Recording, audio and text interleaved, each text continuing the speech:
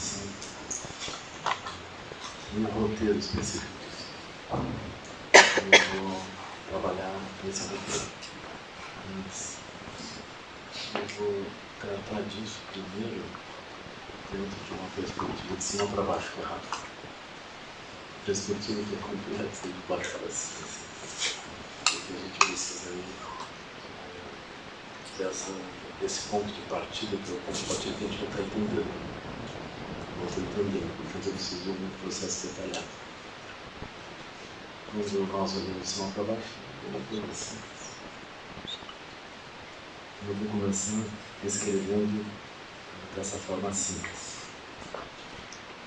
Depois eu vou descrever da forma complicada que é a mais útil que eu parece.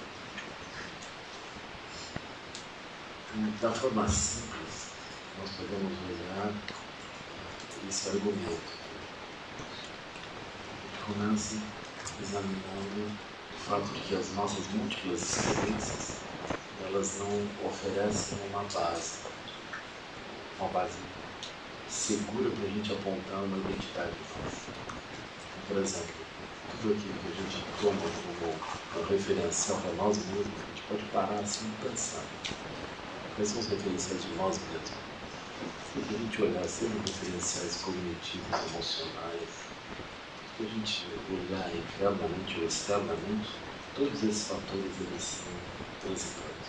Mesmo os fatores sociais, que são fatores grosseiros, onde o mundo ao redor nos cobra uma certa posição. Eu quero sair disso, não consigo sair disso, eu sou isso, o mundo me cobra isso. Mesmo esses fatores eles podem mudar. O exemplo que nós temos nas nossas vidas é esse. As coisas que a gente se relaciona ou se define, toma para definir a si mesmo, elas mudam constantemente. A gente não consegue apontar para si mesmo a partir de características. As características todas mudam. Mesmo quando elas não mudam, se a gente fizer uma análise cuidadosa, a gente vê que elas não têm uma substancialidade. Isso vai dizer, não adianta a gente se fixar nelas porque elas não mudaram ainda, mas não mudam. Não há uma possibilidade de refúgio, a gente não é aquilo. Aí quando a gente percebe esse aspecto, o que vai acontecer? A gente vendo que essas características não são as características verdadeiras, a gente se dá conta que ainda que elas não sejam verdadeiras, a gente surge através desses vários referenciais e se move no meio disso. E a gente se sente aqui. A gente se sente no sentido grosseiro, a gente se sente aqui. No sentido sutil, cognitivo, a gente se sente assim. No sentido sutil, baseado na energia, nas paisagens, a gente também se sente daquele modo. Nas relações com os outros, a gente se sente daquele modo. Então a gente surge daquele modo, a gente opera daquele modo. A nossa energia, nosso brilho, nosso interesse, todo se dá através daquelas características que, enfim, nós não somos. Aí é que surge essa expressão de seres de transmigração. Porque não é que a gente exista como algo fixo. Nós existimos como seres que a gente é, mas em contínuo processo de transmigração, ou seja, deixando de ser alguma coisa para ser uma outra coisa, deixando de ser outra coisa para ser uma outra coisa. Isso é sentimento. A gente já pode perceber que nós estamos em algum lugar, sempre aspirando já a ir para um outro lugar. Tem algumas características, aspirando já a possibilidade de gerar outras características para poder se manifestar de um outro modo. Mas é assim o tempo todo. Então a insatisfatoriedade conosco mesmo, as situações ao redor, a impermanência, e mesmo o sofrimento com relação às próprias características, elas apontam para essa direção, que a gente vai mudando. O que nós vamos encontrar atrás, a gente estava conversando hoje de manhã, nós vamos encontrar atrás a espacialidade. Porque a espacialidade ela não permite a definição de alguém. Tu não pode se apresentar, olha, eu sou espacialidade. A ideia principal é essa. Fale de você mesmo, de contratá-lo, eu sou espacialidade. E aquilo fica estranho. A gente precisa, nós somos cobrados por todo lugar, ou por nós mesmos, nós somos cobrados por essa definição de alguma coisa fixa. Mesmo, eu acho que uma das tragédias desse tempo de agora, eu tenho, não vou dizer que todos os seres são assim, mas todos que eu observei com o sofrimento psíquico, eles têm uma condição exacerbada de uma demanda interna e externa para que eles, enfim, sejam alguma coisa. Eles se cobram intensamente para serem alguma coisa, darem certo em algum lugar. Eles também são cobrados. Eu vi também o papel das mães, as mães cobram os meninos e meninas para que eles, enfim, sejam alguma coisa. E essa cobrança, a pessoa, ela mesmo cobrada, ela não consegue ser alguma coisa. Porque ela é aquilo, mas ela sempre se sente um pouco fake, um pouco falso. Mas não é bem aquilo. Também tem outras ideias, ela pode andar numa outra direção. Então essa espacialidade começa a perseguir a pessoa como se fosse uma maldição. A pessoa gostaria de, enfim, ficar algo sério e fixo. Mas não, a pessoa tem uma maldição da espacialidade interna, ela vai transmigrando. Aí nós vamos surgindo como esses seres de transmigração. Se a gente disser que nós somos alguma coisa fixa, a gente não consegue determinar aquilo. E nem tampouco ser alguma coisa. Nós vamos mudando, vamos transmigrando. E no sentido budista, quando se estuda esse processo de transmigração, ele é muito intenso, ele é muito grande, não sobra nada. Nem mesmo a noção de corpo físico ou de humanidade. É uma mente ampla. Quando os seres vão abandonando os aspectos específicos, eles terminam se juntando dentro de uma característica que é a própria espacialidade. Nós não temos tamanho do corpo, a gente não tem experiências anteriores, todos nós somos manifestações desse tipo de natureza. Isso é super interessante, assim, porque as manifestações dessa natureza, elas são todas inexplicáveis, não podia dizer divinas. E ao mesmo tempo, elas são a explicação última do fenômeno da vida. Se manifesta desse modo. Nós terminamos nos irmanando, assim, encontrando esse aspecto, nos diluindo dentro desse tipo.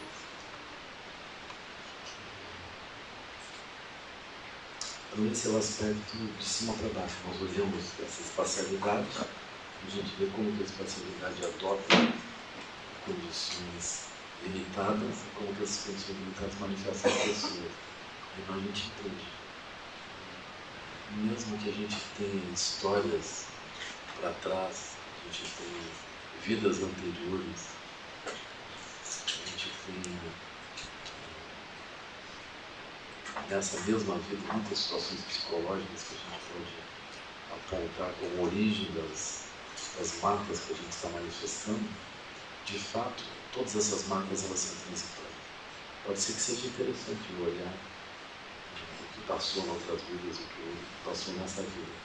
Mas isso que sucedeu em outras vidas e que sucede na vida atual, ou mesmo conjunturas astrológicas, qualquer tradição que olhe a característica existentes, mesmo isso é mutável. Mesmo isso não consegue dizer o que nós verdadeiramente somos.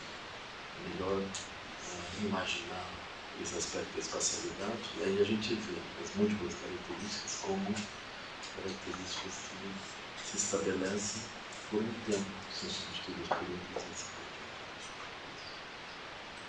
Então, de cima para baixo, nós vamos olhar esse ponto. Então, quando a gente olha os seres de transmigração, essa expressão ela já nos permite entender que nós e todos os seres somos manifestações dessa natureza búdica. Nós somos isso. A natureza búdica é a espacialidade. Os Budas difere dos seres com natureza búdica num aspecto sutil, assim.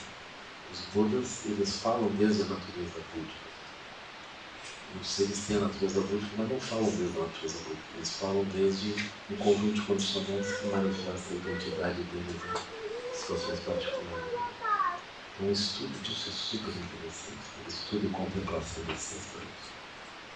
Eu acho extraordinário, assim, a gente compreender, por exemplo, que a mente do Buda, a mente que raciocina, que vê as coisas com clareza, é a mesma mente dos seres condicionados, igual, idêntica. Só que os seres condicionados, eles são a mente búdica operando segundo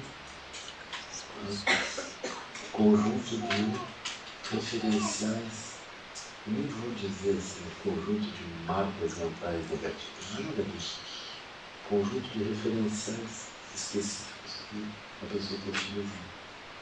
Por exemplo, a mente búdica, ela pode tanto olhar para o jogo de xadrez e reconhecê-lo como uma limitação,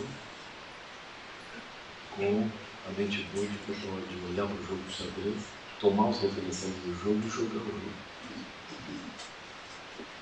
Quando eu jogo o jogo, eu acho maravilhoso, espantoso, aquela mente tão ampla, ela seja capaz de operar sobre uma condição estreita e gerar uma cognição, uma lucidez dentro de uma condição estreita.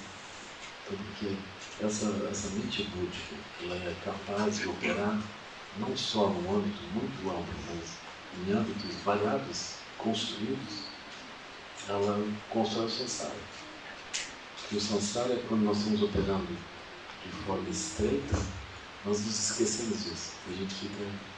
A gente surge como identidade e opera só dentro das situações estreitas, até o ponto de que nós não conseguimos mais entender a espacialidade. A gente só busca um nível de energia, um nível de satisfação a partir de algum conjunto de referenciais que é inevitavelmente limitado. E nós viramos seres de transmigração. A gente tem um conjunto limitado e nós buscamos um outro conjunto limitado, buscamos um outro conjunto limitado. À medida que nós vamos transmigrando referenciais limitados para referenciais limitados, nós vamos manifestando identidade, seres, sensação de existência. E manifestamos vida e morte também, porque no meio disso, quando a gente tem frustração, a gente tem a sensação de morrer. As nossas identidades, elas podem se dissolver porque a gente se transfere para outra coisa. Do tipo assim, a gente abandona a pequena cidade e vai para a universidade, na capital. A gente não se dá conta que nós estamos morrendo. E aquela identidade, ela vai desaparecer. A gente não se dá conta disso. Mas é o que está acontecendo. Ou então, nós somos arrastados daqueles lugares por alguma coisa que isso torna impossível. Quando nós somos arrastados, a gente sofre. Porque a nossa energia está andando de um certo jeito e agora a impermanência chegou. Mas quando a gente também se muda voluntariamente, a impermanência chegou. Então tem insatisfatoriedade, nós estamos presos dentro disso. Aí, seres de transmigração, eles vão passando de uma situação para outra. Eles não se dão conta da espacialidade, ainda que eles usufruam isso o tempo todo. É a nossa situação. É isso que está acontecendo. Agora, todos nós temos uma inteligência super bonita. O nosso olho abre e nós podemos operar dentro de coisas estreitas. A gente é capaz de criar coisas super interessantes, ainda que estreitas. E a nossa ideologia é a ideologia dos vários âmbitos de operação limitada. E nós tentamos construir situações que possam nos sustentar nos âmbitos que nós estamos atuando. A gente vai mobilizando o mundo todo, colocando a serviço desse movimento de nós ou criarmos outras situações ou sustentarmos as situações que nós vivemos. A gente tenta prolongar a vida, curar tudo, controlar todas as coisas por todos os lados, transformando tudo em recursos de alguma coisa para, enfim, a tentativa de sustentar as aparências, sustentar as várias experiências a partir de controles variados. Aí surge essa inteligência muito interessante, que é uma inteligência de manobrar em meio às condições. A gente vai olhando isso, olhando de cima para baixo. Mas vamos supor que a gente não consegue entender bem isso. A gente está com a mente presa dentro dessas várias situações, preso no tempo, preso no espaço, preso no que nós estamos fazendo. E aí a gente se pergunta, como é que eu posso avançar? Aí surge o caminho gradual. Surge o caminho gradual, onde o Tierezinho nos acolhe no lugar onde nós estamos. Então, vamos supor que a gente conseguiu fazer os estágios preparatórios. A gente conseguiu entender a nossa própria vida, logo conseguiu entender a nossa própria vida dentro de uma perspectiva do Dharma. Se a gente olha em volta, não tem nenhuma situação que possa ser refúgio. A gente não tem essa ilusão de que pessoas, ou situações, ou locais, cidades, praias, jardins possam ser refúgio para nós. A gente não acredita que isso seja refúgio. A gente se deu conta. Assim. Essa etapa pode ser uma etapa mais ou menos longa, com os ensinamentos. Eu acho que os ensinamentos assim, de choque nessa área, eles são descritos pela abordagem da primeira volta do Dharma, que é uma abordagem que nos gera uma, vamos dizer assim, ela gera uma compreensão da inutilidade do funcionamento usual assim, da vida.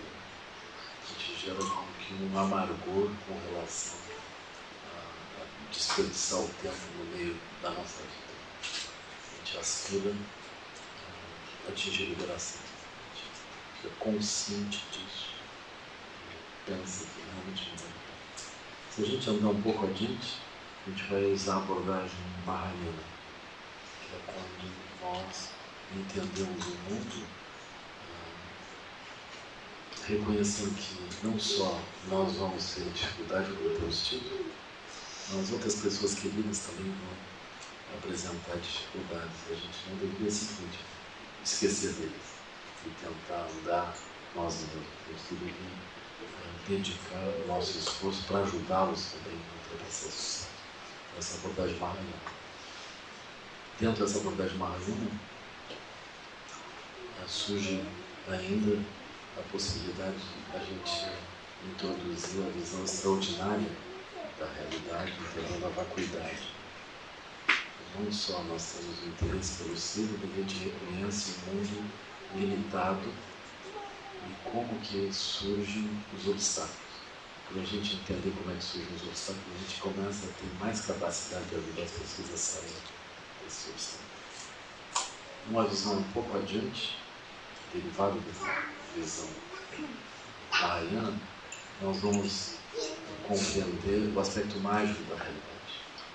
Entender a vacuidade, agora a gente entende o aspecto mágico. Como que a realidade que é ilusória, como é que ela aparece? Como que se dá isso?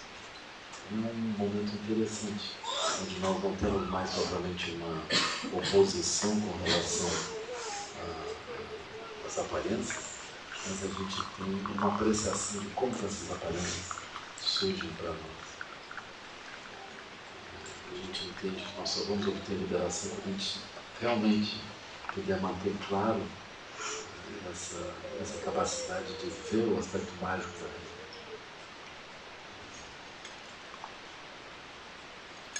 Então, quando a gente entende, dentro desse primeiro bloco, essas condições, a gente está bem no ponto de começar a praticar.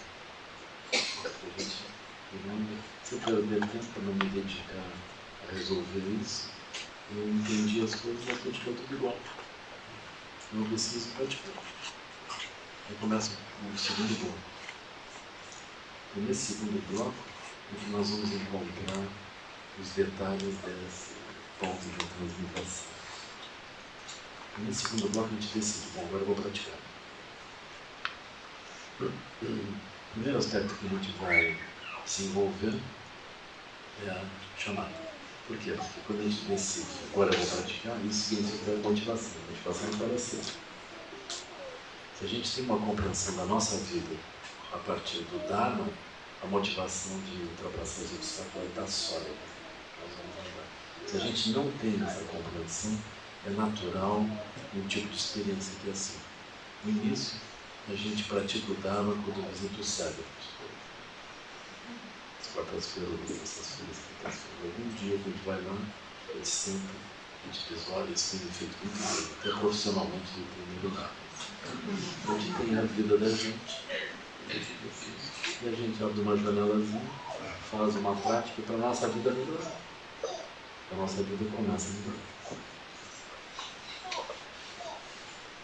Com o tempo, a gente talvez faça mais práticas. Talvez depois se torne também facilitador, começa a ajudar os outros a praticar. A gente se sente bem, acha que isso é uma boa coisa, então ainda bem. Mas há um momento em que a pessoa pensa, eu não quero desperdiçar um minuto, um instante sem ter uma lucidez. Aí surge essa compreensão. Isso significa que nós chegamos ao final da etapa de preparação do primeiro bloco. A gente não quer desperdiçar nem um minuto. A gente não considera que a gente tem uma vida normal que foi enriquecida pela meditação. A gente considera que no nível de lucidez, a gente não deveria abandonar nunca. Durante uma etapa intermediária, a gente faz prática e de vez em quando eu fui um guia de ferro mesmo. A gente flui por dentro de algum aspecto interessante do samsara e anda por ali, que afinal também não dá para ser radical, né? Mas mesmo isso, quando a gente começa a deslizar por dentro de algum aspecto do samsara, sempre há a possibilidade, enquanto a gente desliza por dentro do samsara, o Maharaja oferece todas as possibilidades, que sempre nos bate. A gente não tem lucidez enquanto a gente desliza por dentro do samsara, a gente escolhe só os pedaços do reino dos deuses, a pessoa pratica. Se aparecer o reino dos deuses, desliza um pouco e volta. Aí mesmo que apareça o reino dos deuses, às vezes o reino dos deuses aparece como algum ser poderoso, maravilhoso, fascinante, fascinante. Aparece um ser de bom. Agora eu dou um stop assim. Eu vou viver isso porque eu sinto que eu preciso viver isso. Isso vai ser importante para o meu crescimento. Aí a pessoa daqui a pouco a pessoa se dá conta de novo. Não tem nenhum ponto que a gente possa chegar ou parar que não seja um ponto que a gente possa iniciar por ali. Sempre os pontos onde as coisas acontecem, a gente foi resultado, não sabe bem porquê. Aquele ponto é um bom ponto para recomeçar. A gente se dá conta. Então, realmente foi uma experiência ótima. E com o tempo, a gente resolve não abandonar essa segurança, essa lucidez. A gente segue as várias coisas. A pessoa entra pelo reino dos deuses que apareceu aqui. Assim. A gente anda num guru puxa do lado. Se acontecem coisas negativas, a gente se aflige, a gente sabe perfeitamente que essas aflições, elas são um sinal de algum engano, nós temos expectativas, nós estamos construindo bolhas, nós estamos fixados a coisas, e assim o sofrimento inevitavelmente ele acontece. E nós vamos aprender. Eu acho que o cotidiano é uma boa experiência para a gente avançar. Eu não acho assim que a gente deveria simplesmente se afastar. Nós precisamos efetivamente ganhar essa experiência com a vida. Aí a gente pode colocar o pé no chão, certo? Caso contrário, a gente pode fazer retiros longos, como esse filme Samsara, né? A pessoa faz um retiro longo. Aquilo não é um filme, aquilo é uma realidade. As pessoas podem fazer retiro longo quando elas se reinserem dentro do mundo, elas se perturbam. Elas não sabem como lidar. Eu considero super importante esse primeiro bloco antes de entrar em retiro. Antes de entrar em retiro. A pessoa precisa fazer esse primeiro retorno. Nesse sentido, há uma convergência. Isso é um nome, uma condição preparatória. Eu preciso fazer isso. Enfim, o que não há como a gente ter um resultado nas práticas subsequentes. Porque as práticas subsequentes elas vão parecer uma janela que se abre dentro de uma vida. Do samsara. Eu abro uma janela, faço o retiro, faço a meditação, fecho aquela janela e volto à minha vida. As práticas do segundo bloco elas se dão depois que a gente gerou uma maturidade. A gente não está imaginando que a nossa vida no samsara é a vida. Imagina que a vida no samsara é um hiato dentro da lucidez. Uma lucidez na natureza búdica, a gente abriu, surgiu uma bolha. A gente entrou nessa bolha e geraram muitas bolhas. E eu estou de bolha em bolha, como um ser de transmigração. Agora, quando nós vamos avançando de baixo para cima, a gente agora entende isso. E assim nós precisamos fazer a prática. Uma prática mais importante nesse momento é nós avançarmos no shamatha. Porque o shamatha é um encontro direto com a natureza livre. Um encontro possível e direto com a natureza livre nesse momento. Então vocês vejam, a gente senta em silêncio.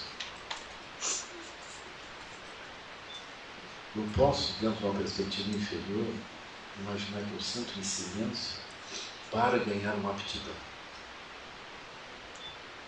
Melhor pensar que nós sentamos em silêncio dentro da espacialidade infinita.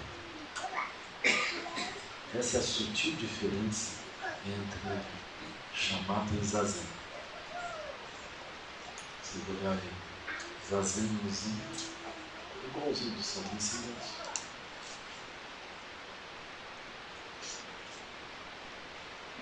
E aqui o shamatha de volta, santo em silêncio. Igual. Só que tem um aspecto sutil nisso. Enquanto na experiência de shamatha eu entendo que tem uma desordem no mundo, uma oscilação por todos os lados. Eu prefiro que essa oscilação esteja longe, não tenha nenhum ruído, não tenha nenhuma aflição ao redor. Eu vou treinar, manter minha mente estável, porque eu preciso treinar uma mente estável. Zazen é uma condição na qual, quando nós sentamos, nós já sentamos inseparados de todos os seres para praticar a iluminação. Separados do corpo. Essa prática não é uma prática preparatória, é a prática da iluminação. Pode não dar certo. A pessoa sentou para praticar essa condição última.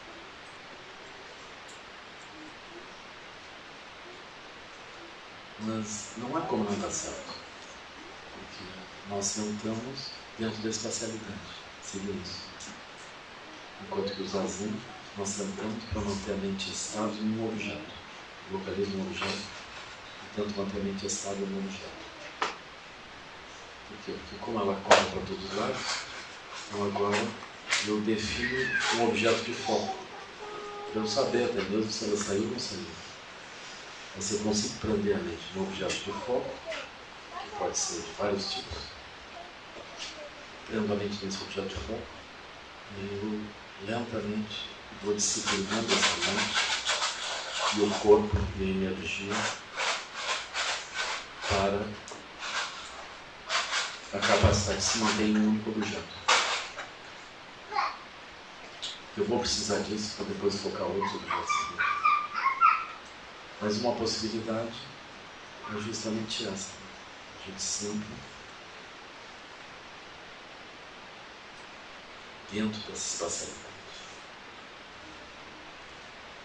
Quando nós temos ruídos, temos movimentos ao redor, isso não é um problema, porque essas várias situações que surgem ao redor, elas são também o resultado dessa liberdade original se manifestando em bolhas de realidade que existem. ocorrem ao redor e ocorrem conosco.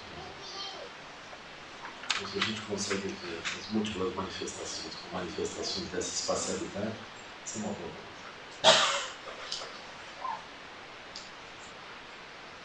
Tem uma instrução muito interessante do Mestre Dogen, é comentada por Shunryu Suzuki. O Mestre Dogen fala do Ginjo Kuni. O Mestre Shunryu Suzuki comenta isso. Mas em resumo, falando muito breve, é uma introdução à meditação da espacialidade, né? Uma introdução direta dessa meditação. Eu acho preciosa. O Suzuki diz, repetindo as palavras do Mestre Dogen, você mantém o foco na respiração.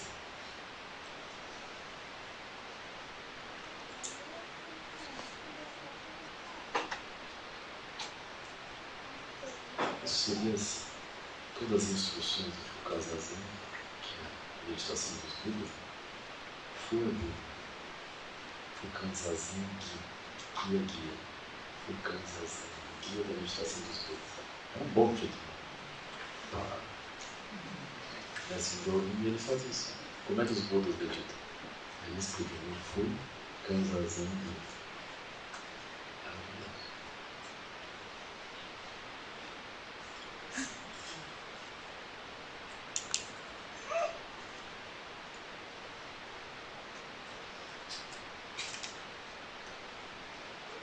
Nós sentamos dentro dessa espacialidade, separados de todos os Budas.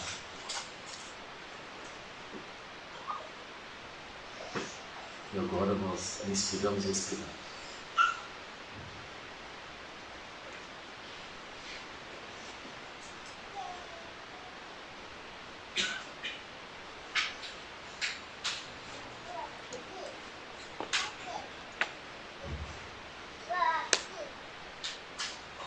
Um tempo pode ser 15 anos. Um tempo depois pode ser longo. A pessoa se dá conta de que ainda que ela tenha oscilado na sua mente na inspiração e expiração, se ela tenha oscilado como a respiração oscila durante esse tempo todo, há uma natureza estável, ampla, que não oscila. Enfim, quando nós sentamos, nos mantemos respirando, há um movimento. Esse movimento, enfim, é igual ao movimento social, igual ao movimento da mente. Enquanto nós oscilamos, que a gente faz isso longamente, a gente termina descobrindo que há uma natureza em nós que não oscila. Ela é a natureza que vê a oscilação, mas ela não oscila.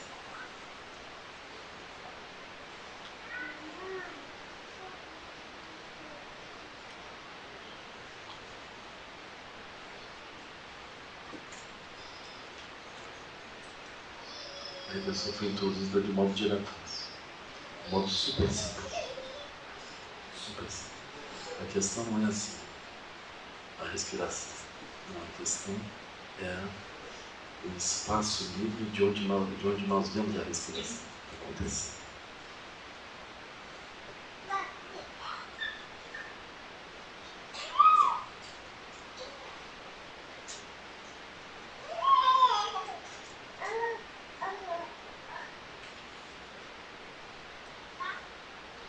Aqui, na nossa prática, nós vamos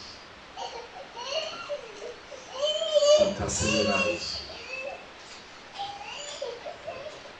Por exemplo, se nós focarmos cada um dos 5 números, nós vamos funcionar melhor.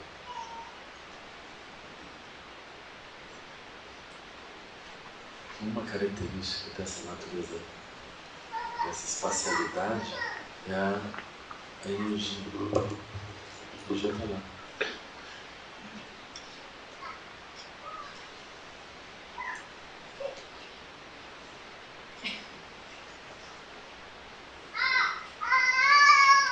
Vocês estudarem, por exemplo, as instruções da medicina tibetana sobre a morte, vocês vão reconhecer que a vida ela é sustentada pelos 5 mundos, os 5 pranas, os 5 elementos. Nós podemos falar como se fossem elementos: terra, água, fogo, água, éter. Às vezes nós falamos sobre 4 elementos. A gente não fala sobre éter, fala terra. Às vezes a gente fala de 6 elementos. A gente fala terra, água, fogo, ar, éter e consciência. Sim, essa é a consciência livre. Consciência útil.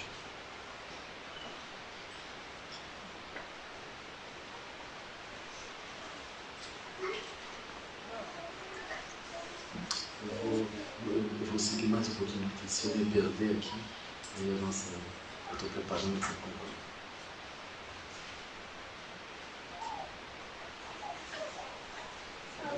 Assim, a gente senta em meditação e contempla esses 5 aspectos. A gente contempla ciclicamente. É uma meditação chamada, com foco fechado, portanto ela é uma meditação chamada impura. A gente não está dando conta do que está acontecendo em volta, nós não estamos focando em nada em volta, não estamos vendo. Se a gente focar estritamente os 5 mundos, a gente perde a capacidade de ficar vendo ao redor, como uma pessoa distraída não vê. A gente foca uma coisa e perde outra. Então a gente silencia o mundo por ampliar o foco. A gente não vê o que está acontecendo porque a gente amplia a atenção no foco e a gente perde o resto. Qual é o nosso foco? O nosso foco é cada um desses elementos, que eu posso falar como se fossem elementos. Mas essa noção dos elementos, ela é uma noção menos sutil do que a noção do mundo dos elementos. A descrição da doença está associada também à flutuação do mundo. A descrição da loucura, ela está associada, ele chama de choque mundo, perturbação do mundo, perturbação do plano. Mesmo os fenômenos mediúnicos, eles estão associados à flutuação do plano, do mundo. Isso é descrito na medicina tibetana. Aqui agora, nós vamos entender isso. Assim. Por exemplo, quando nós nascemos dentro de bolhas de realidade, surge o nome correspondente. Vocês podem observar vocês mesmos à noite. Assim. Vocês vão acordar pela manhã. A gente começa a acordar, o elemento éter surge e surge um foco. Quando vocês focam aquilo, vocês abandonam o sono e a mente dispersa e ganham um foco. Quando vocês ganharem um foco, imediatamente vocês vão respirar. Vocês respiram. Quando vocês respiram, aí surge calor. O ar produz calor. Quando o calor surge, você se move a água. Quando você se move, surge força, terra. O caminho inverso para o sono é justamente esse. A gente primeiro deita e amolece o corpo. O elemento terra dissolve. Eu podia dizer que é o elemento terra, mas é a energia do elemento terra, a energia da ativação da firmeza. E aí Na sequência, nós paramos também. Estamos só dentro, não para, a gente se acomoda, não para. Aí, na sequência, o elemento fogo ele se dissipa, ou seja, nós vamos sentir frio. Na sequência, a respiração se torna curta, espaçada. Então há uma dissolução do elemento ar. E o foco da mente perde nitidez. A gente fica com dificuldade de focar. Então isso é a entrada, a dissolução dos cinco elementos. Eu tive, acho que faz um mês, mais ou menos, eu fiz um exame que precisou fazer, não sei se fosse, não é propriamente anestesia geral, mas me deram mandar ouvir uma coisa assim que eu perdi o conceito. Mas aí eu estava conversando com a médica, anestesista, estava explicando para ela que eu ia ficar observando os números para ver o que ia dar. Vai devagar para poder ter tempo aqui para olhar. Aí eu fui olhando e fui vendo assim, eu estou com o olho da lanterna, está tudo ok, por enquanto tudo ok. O elemento terra estava ali, o elemento água estava ali, o elemento fogo estava ali, o elemento ar estava ali. Aí eu vi a visão se perturbou. Eu não consegui manter o foco. Mas eu fui falando para ela, olha, agora a visão se perturbou. Eu estou vendo isso. Foi a última coisa que eu disse. Assim. Eu acho que ela pegou o fio e fez assim. Essa é a impressão que eu tenho. Porque eu estava funcionando, eu não entrei em dissolução, assim, me senti pesado, incapaz de me mover, respirando frio, que não era morte. Eu estava, por enquanto, tudo bem. Puxou da tomada do carro. É assim, eu vou ter que descobrir isso. Isso é um bardo específico, é uma outra coisa. Eu quero descobrir isso. Eu não tenho nenhuma sensação especial, nada. Eu não sei o que é aquilo. Eu olho assim, as imagens, elas borram e elas já não se juntam.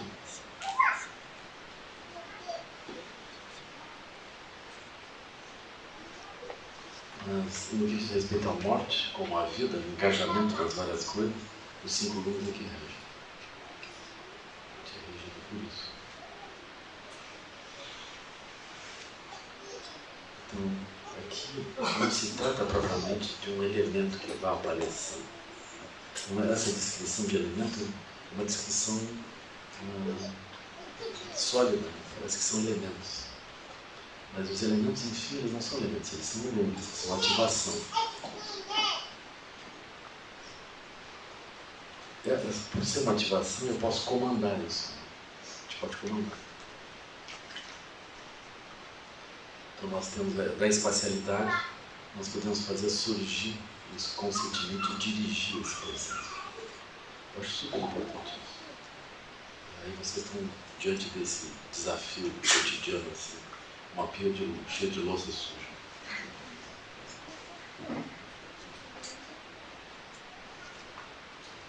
Os grandes praticantes nem se movem, só saem diante. E as outras pessoas resolvem aquilo, porque afinal não pode fazer outra coisa. Quando muita pessoa dança.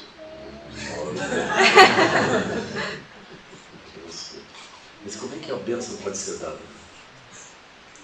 Eu acho interessante isso. Aquilo é transformado num néctar. Né? Você fala um néctar e depois oferece para alguém aproveitar o néctar. A esposa, claro. Ela olha para aquela pia e a pia parece um obstáculo verdadeiro. Essa pessoa, por exemplo, ela agora o elemento água, o elemento água. Ninguém tem um olho de muita vivacidade quando olha para uma pizza. Quando abre o olho, se borra, uma imagem dupla aqui, começa a desaparecer. Isso é uma pia de... Nossa! Isso é muito mais raro, muito mais raro. A pessoa olha para aquilo e é estranho. Mas agora não. A pessoa respira. Isso calor interno, isso naturalmente movimento, firmeza. A pessoa está diante da pia, avental. Aquilo não é mais difícil do que pegar um prato, ensaboar um prato e enxaguar. Não é mais difícil isso. Só que muitas vezes isso. Não é mais difícil. A pessoa consegue fazer aquilo, o problema está resolvido. Então o problema não é a pia de louça, o problema é a depressão que se instala. A pessoa consegue ajustar isso. Interessante isso.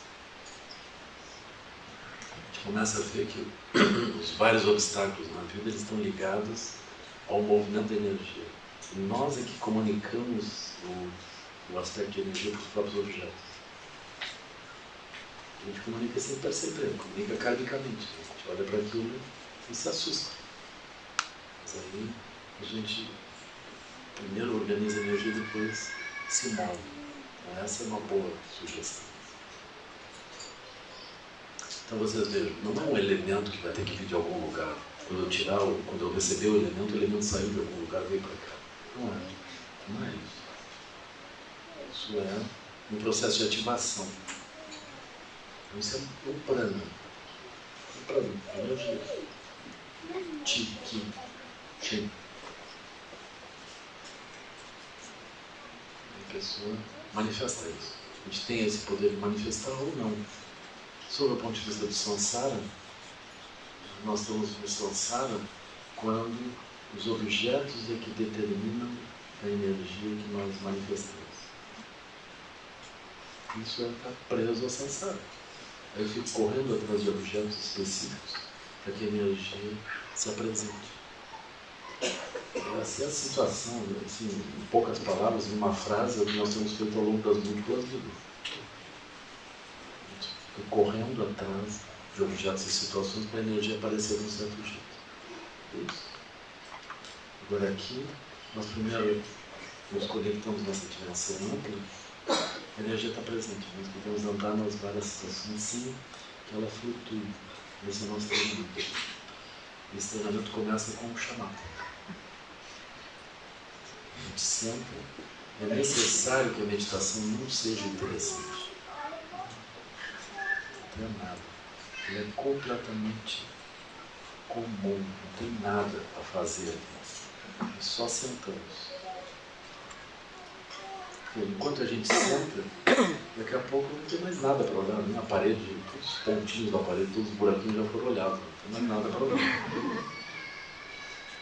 Um dia após o outro, a gente já sabe que vai ter arroz integral, quando muito com gelsal, uma saladinha e pronto. E a cama é dura.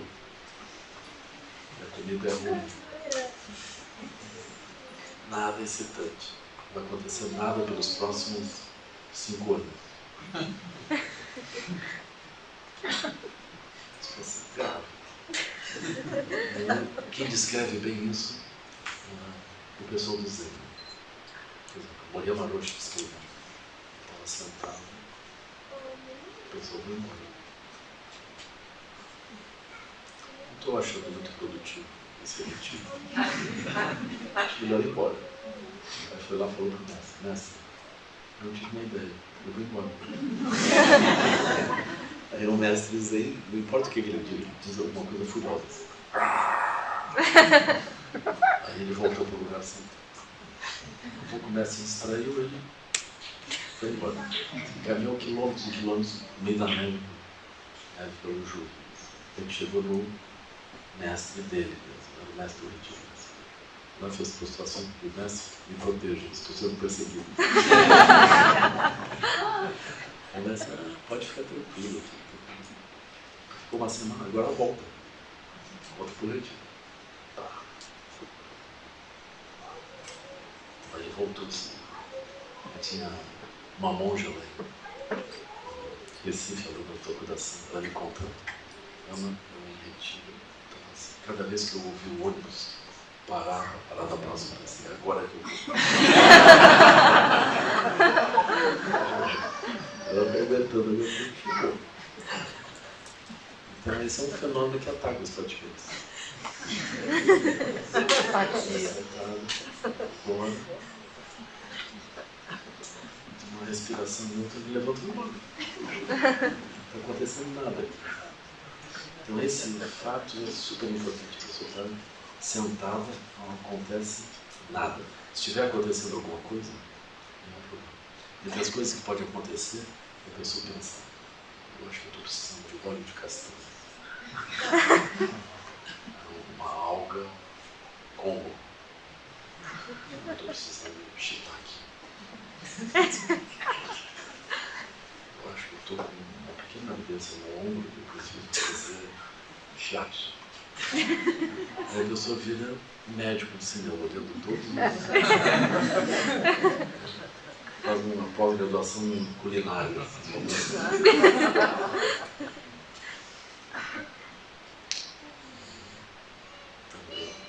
A mente se distrai.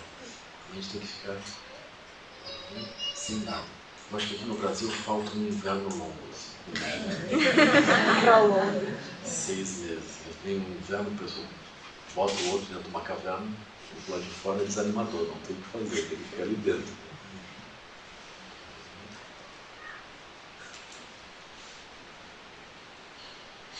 Então não tem nada para proliferação mental.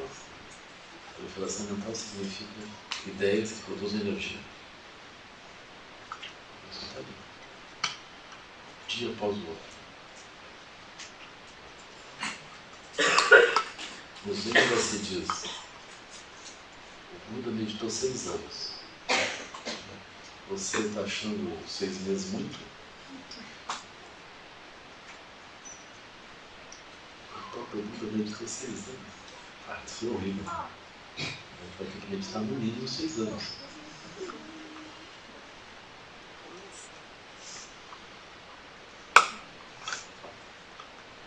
Se eu pensar, a etapa final da meditação do Buda que importa. A etapa inicial, muita confusão. Aquela parte não conta.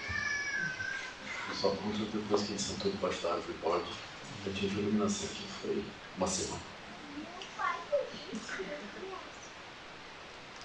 Agora, para nós, a gente senta em silêncio.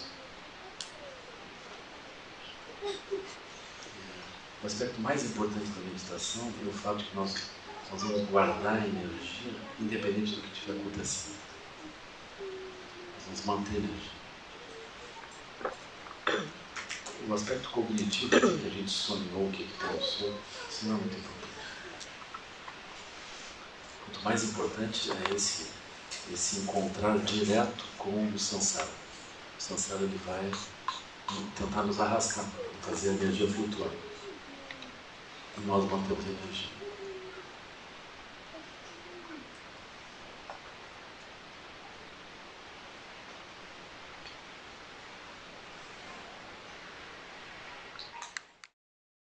A gente localizou essa fonte interna.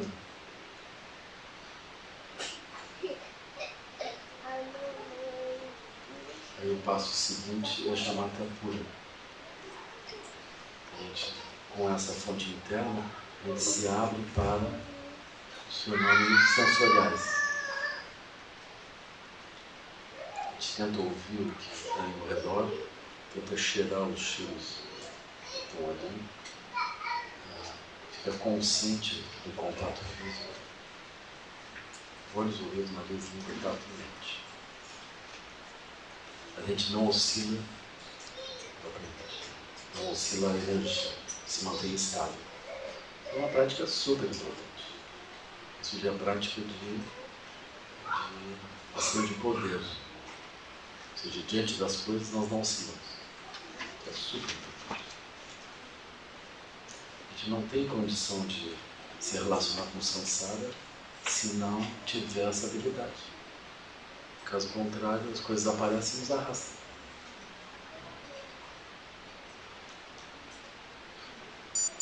A gente precisaria ficar estável, mas não por um processo de disciplina.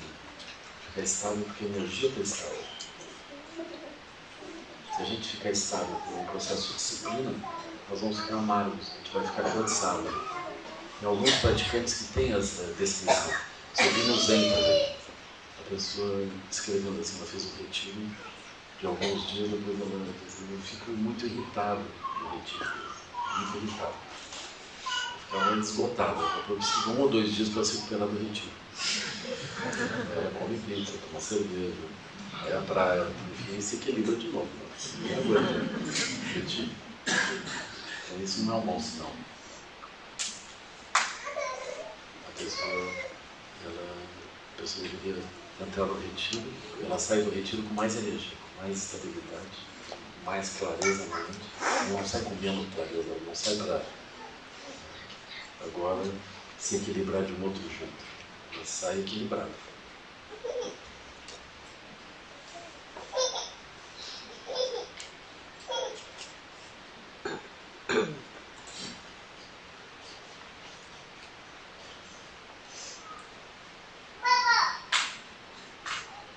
Então a conexão com o mundo, ela se dá,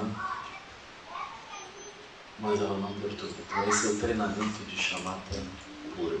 Então se a gente vai para um lugar, pode ser aberto, a gente se mantém em prática e reconhece.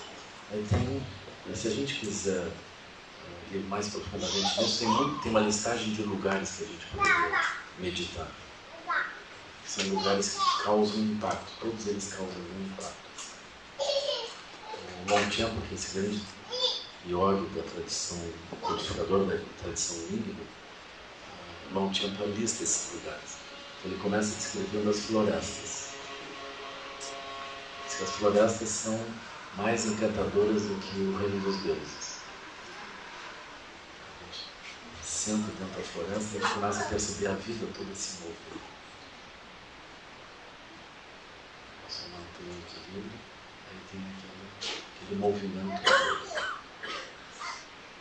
Então ele diz pelos perfumes, pelos seres que aparecem, pelos sons dos pássaros, pela uma riqueza maravilhosa dentro de uma floresta. É um lugar mágico, maravilhoso. Aí ele diz, às beiras dos rios, nós percebemos a impermanência, incessantemente. O rio está parado, mas ele flui. Então a gente vê a fluidez da vida, de modo claro. Se nós meditamos no topo das montanhas, nós percebemos nossa insignificância.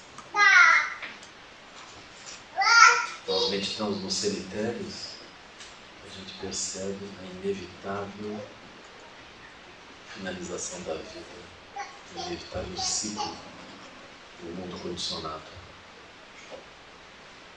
Nós deveríamos meditar também na encosta das montanhas, onde na encosta das montanhas nós percebemos a nossa pequenez com relação à própria montanha. No topo das montanhas nós percebemos a abertura, a mente ampla. Nós deveríamos meditar também em casas mal assombradas, em ruínas, em locais que guardam memória. Mas o lugar melhor para praticar é nas feiras no centro das cidades. Que é um local agitado, onde todos passam, pessoas de vários tipos aparecem. A gente senta ali, a gente descobre que a gente tem conexão com as pessoas. Aí passa uma pessoa, a gente passa outra. A gente vai se conectando, a gente vê a nossa estrutura kármica se conectando todas as vidas. Então, permanecer estável em meio a todas as aparições é uma prática especial. Então isso é shamatha pura. eu mantenho minha energia estável no meio daquilo tudo.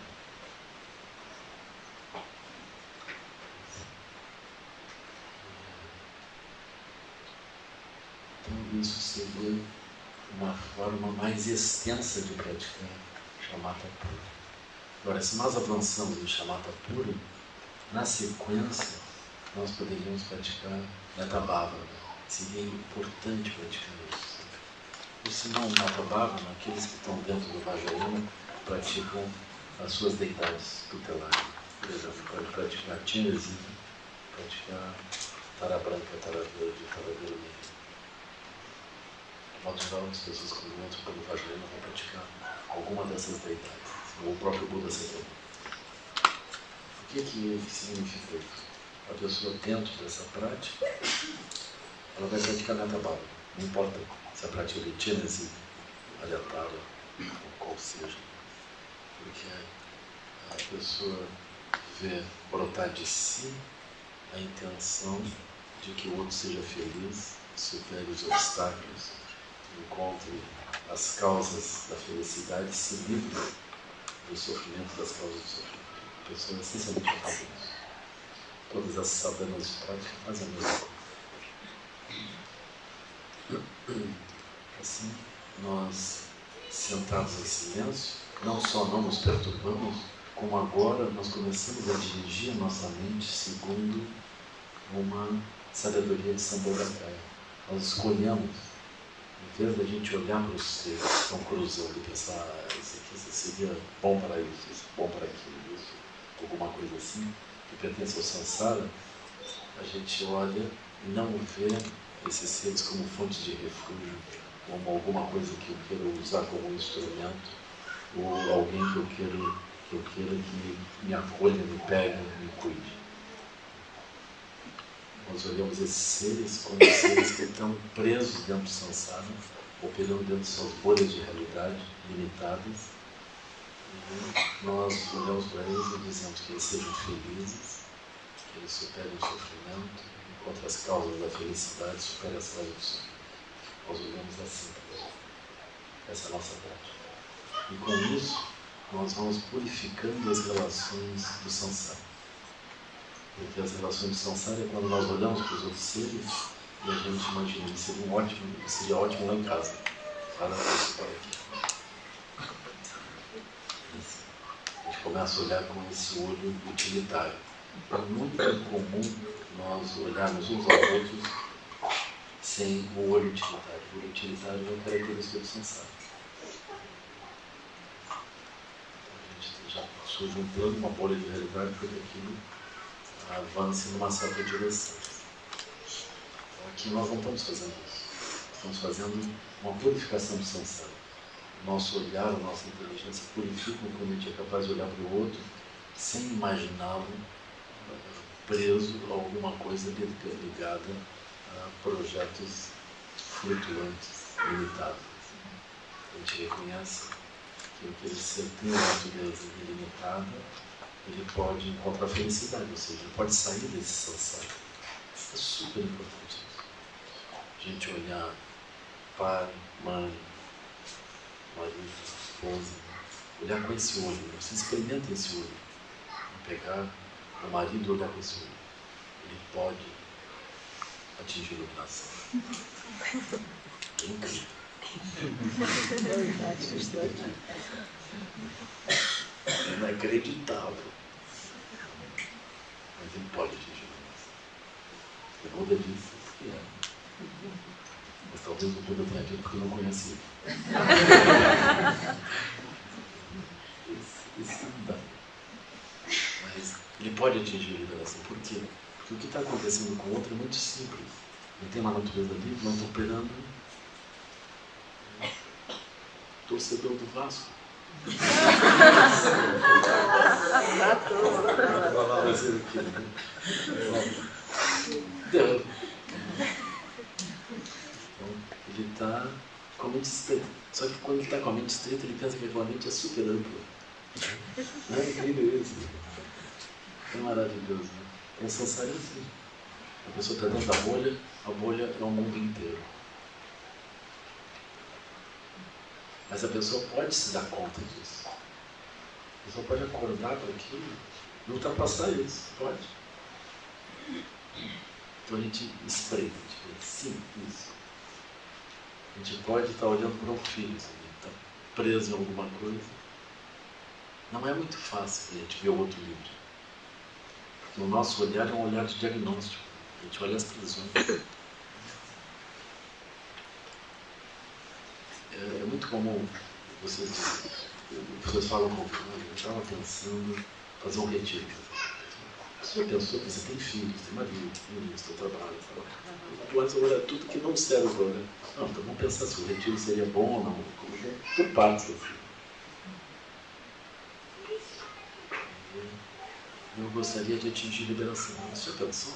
Você sempre foi condicionado. Há vidas. Agora você imagina que é possível liberação? Não, não é possível. Eu gostaria de atingir liberação do sofrimento.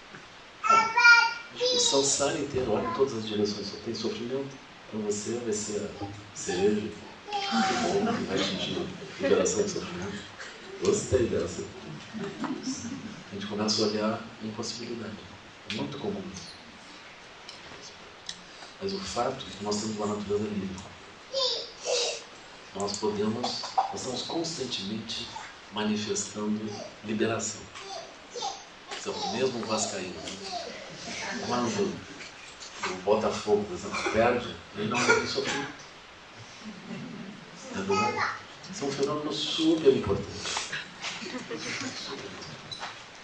Por quê? Porque o outro time perdeu. Por que a pessoa não sofre junto com o outro?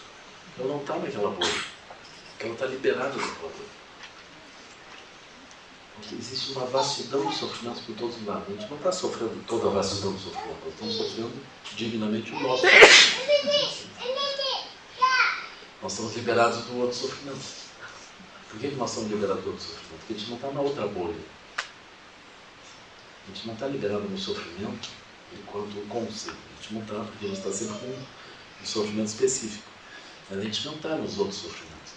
Então, por esse mesmo princípio, eu posso abandonar as bolhas e estar livre do sofrimento. Isso eles podem. Eles também estão presos em bolhas que estão produzindo sofrimento. Eles não estão em outras bolhas. Pela mesma razão que eles não estão em outras bolhas, eles podem mais adiante não estar nessa também. Aí termina o sofrimento. Então não é muito difícil entender que o sofrimento pode cessar. A pessoa pode se livrar disso, pode se tornar consciente ou operar de um outro jeito. E isso é uma coisa possível. Então, a gente diz, uau, que incrível, é possível, pode se livrar do sofrimento. A pessoa pode atingir felicidade. Atingir felicidade é não estar na dependência de circunstâncias flutuantes para manifestar a sua própria energia. É isso. É só isso. E a gente vê, por momentos, por períodos, a gente pode estar bem de energias. Outras pessoas podem estar mal em meio às suas circunstâncias. Mas porque nós não oscilamos dentro das circunstâncias dos outros, para nós não tem problema. Esse fenômeno das bolhas é super interessante. A gente pode se transferir também para outras bolhas, ajudar as pessoas a se transferirem para outras bolhas, elas ficam imunes daquele sofrimento. Mas a gente precisa ter essa clareza. Se a gente pretende ajudar alguém, é necessário que a gente ultrapasse, como o próprio Buda diz, ultrapasse as próprias obscuridades mentais. As obscuridades mentais é justamente o que nos impede de ver como que o outro pode se libertar. Se a gente ultrapassar essas obscuridades, a gente pode olhar para o outro e descobrir como o outro pode fazer. Então, é muito encantador isso. Quando a gente olha os obstáculos, a gente transforma a mente e vê como que aquilo pode gerar um outro andamento. Isso é o nosso refúgio na espacialidade. A gente olha para a espacialidade, a gente começa a perceber que os outros seres também têm isso. E com o tempo a gente consegue dizer que o outro seja feliz, supere o sofrimento, encontre as causas da felicidade, supere as causas do sofrimento. A gente consegue dizer isso. Então, Metta Bhavana é o próprio processo onde nós vamos atingir a liberação pelo olhar. olhando em todas as direções. Mesmo vocês vão olhando os bois, as vacas, eu tenho um pedalo lá para o Dharmata, Pernambuco, uns caminhos que vão indo assim pelas fazendas, e aí estão os animais. Aqueles animais eles não duram mais do que 2 anos e pouco. É um desafio a gente olhar para eles e dizer que eles sejam felizes e superem o sofrimento, enquanto as causas da felicidade superem as causas do sofrimento. São como crianças que vão morrer com 2 anos e pouco. Quando começam a ficar mais fortes, mais conectados, mais intratáveis, mais conscientes, já está na hora de morrer. Encosta o caminho, bota eles para dentro e mata. Então, a gente, ao ver isso, é difícil de ver como que eles podem atingir liberação. Mas eles têm uma natureza livre. Naquele momento, toda a natureza deles, presa ao próprio corpo, está operando de um certo jeito. Mas eles se enganam, são capazes de agir pelo mundo interno. Como esse exemplo também das formigas, né, que ultimamente eu tenho observado isso. A gente deixa alguma coisa que não limpou direito em cima da mesa, né? Não sei se aqui no Rio de Janeiro tem formigas. A gente vê um carreiro de formigas grosso em direção aqui. Aí vocês não tirem as formigas, vocês tirem só o que está em cima da mesa. Vocês vão continuar vendo elas subirem e descerem, subirem e descerem. Isso significa o quê? Elas têm um mundo abstrato. Se elas se movessem pelo mundo concreto, elas estão se movendo pelo alimento que tem em cima, não tem mais alimento. O que mantém elas obedecendo? Um estado abstrato na mente. Ou seja, elas têm uma mente búdica. Mente búdica que cria um objeto, se move o objeto não precisa existir de modo grosseiro. Ele não tem mais objeto grosseiro para se mover, mas elas se movem por um tempo. Elas levam um tempo até se darem conta que não tem mais aquilo. Isso é interessante.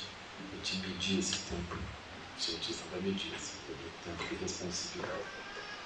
Quanto tempo elas levam para receber informação, para mudar o seu mundo interno. A gente também. Nós estamos nessa situação. Imagina que a felicidade é possível fazendo um certo tipo de prática. Por exemplo, concurso para o banco. A pessoa trabalha, e consegue passar e entra. Pode ser Petrobras também. E leva um tempo para se dar conta de alguma coisa. Leva um tempo para se dar conta do limite daquilo. Curiosamente, a gente não consegue transmitir isso para os outros. A gente chegou lá e não tinha os doces mais. Mas a informação, ela leva muito tempo para o carreiro de formigas se dar conta que o carreiro de seres humanos segue em direção ao banco. Não precisa nem fazer propaganda. Vai ter concurso do banco, não precisa fazer propaganda. Todo mundo já esperando. O carreiro está todo pronto. Agora pergunta para as pessoas, 10 anos depois, o que você acha? Eu preciso do PDV, urgente. Estou em demissão voluntária, eu preciso sair. Estou aguentando. Estou com um lero. Engordei. Não faço exercício. Minha vida está certo comprei isso aqui.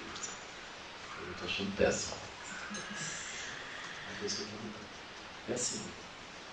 Então, as formigas podem mudar, mas elas estão fixas. Nós podemos mudar, mas nós estamos fixados por mundos internos. Mas a gente não está aqui olhando a impossibilidade, nós estamos olhando a possibilidade. As possibilidades, elas existem. A gente pode olhar de uma forma mais ampla e abreviar as coisas. Se a gente não anda com uma certa velocidade, o fim da vida chega antes. Né? A gente não consegue fazer transformações.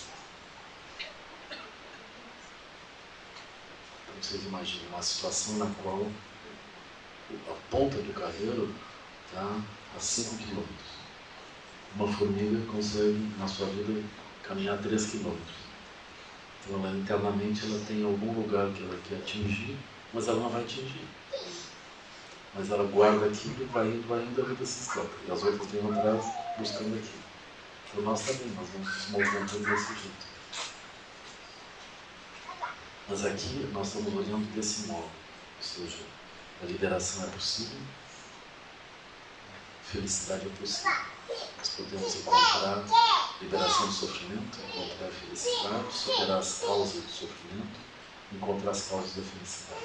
Isso é meta-básico, essa prática. É muito importante a gente ser capaz de olhar para um por um das nossas relações com esse olhar. Quando a gente vai olhando para as pessoas próximas de nós com esse olhar, a gente descobre que o olhar usual que nós tínhamos para eles era outro.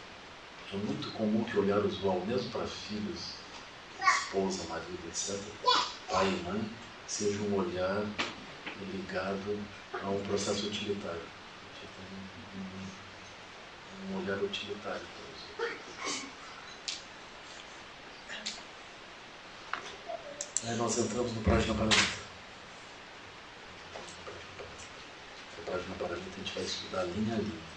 Aqui eu estou descrevendo como que nós avançamos em direção à compreensão dos seres de transmigração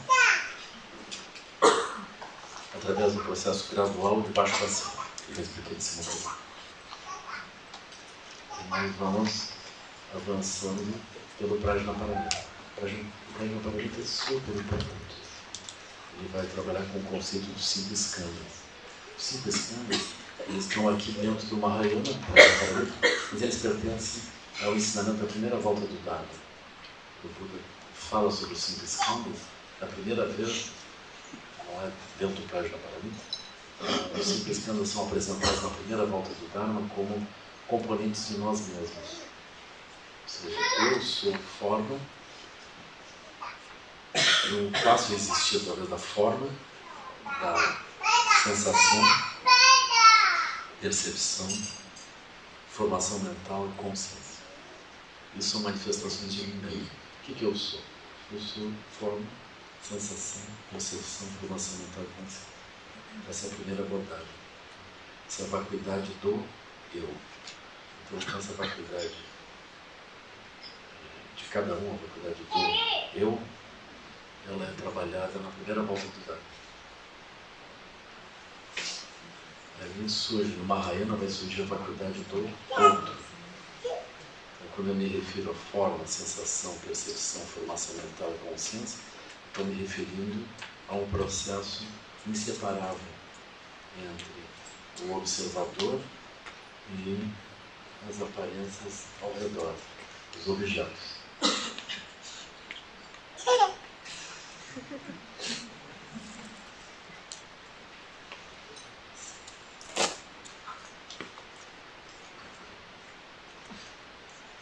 A gente acredita que possa melhorar, né?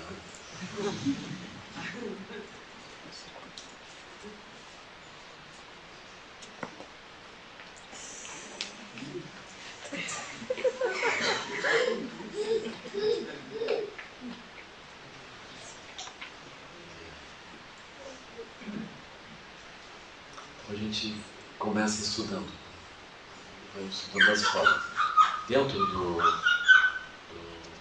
da abordagem Mahayana, nós vamos estudando as formas ao nosso redor, estudando um por um. A gente vai localizando esse aspecto de coemergência. Uma chave dentro do Mahayana para estudar a vacuidade é a coemergência. Ou seja, as formas elas surgem junto com o mundo interno. Dentro da abordagem do caminho da primeira volta do Dharma, nós estudamos a vacuidade das coisas nelas mesmas. Por exemplo, eu vou olhar uma carreta. Aí eu percebo que a carreta é vazia porque o conjunto de coisas que constitui a carreta não é carreta. Então, se eu tirar as múltiplas coisas que constituem a carreta desaparece. Então, não havia propriamente carreta. O que havia era um conjunto de coisas. Não tinha carreta. A carreta era vazia. Na visão de coemergência, a gente precisa explicar como é que a carreta aparece. Então, isso dá esses dois argumentos. Um argumento é assim: eu provo a vacuidade pela inexistência daquilo. E o outro é: eu provo a vacuidade pela existência daquilo. Um eu provo a vacuidade pela existência e o outro pela não existência. Então, o Tiago de Rinpoche disse: melhor provar pela existência do que pela não existência. Então, no caso da carreta, o que a gente faria? A gente entende que os componentes da carreta não são a carreta. Aí, quando eu junto tudo, junto os componentes, eu olho e vejo a carreta. A carreta ela surge por coemergência. Se eu tiver uma carreta interna, eu vejo a carreta do lado de fora, sei até utilizar. Se eu não tiver essa carreta, não tenho como ver aquele objeto. Aí é fácil, porque a arte, eu posso pegar, por exemplo, pontos, ele é pontilhismo. E um ponto é o cavalo. No fim de eu botar 30 mil pontos, aparece um cavalo. Eu também posso, por pontos, ponho 2.000 pontos, 500 pontos. Deixa eu dar uma olhada assim, é um cavalo. Mas não tem nada ali que seja um traço, eu só tenho pontos. A mente é que junta os pontos e cria. Nenhum ponto é aquela imagem, porque é apenas um ponto. É muito interessante. Esse processo onde eu tipica papel e monta uma imagem. Eu só tenho papel na cara. Não tem nada mais do que papel. Eu vou escolhendo coisas e monto aquilo. E passa a existir aquele objeto. Então isso é super interessante. A gente entender a coemergência. Ou seja, como que um conjunto de pontos pode manifestar. Às vezes a gente está muito perto, a gente só vê os pontos. A gente se afasta e aparece a imagem. Esse é um bom exemplo que vem da arte, sobre como a coemergência. A coemergência, eu utilizo um processo interno, ele é espelhado numa aparência. Eu crio uma aparência externa que espelha o componente interno. Aí a gente descobre que todas as coisas são assim. Tudo que a gente olha, mesmo que sejam seres falantes diante de nós temos uma componente interna que olha para aquele ser segundo uma certa dimensão. E a gente se dá conta disso, da vacuidade, mas não na vacuidade na ausência da forma. A vacuidade na forma falante. Aquele ser se expressando e nós estamos vendo aquele ser segundo uma certa característica.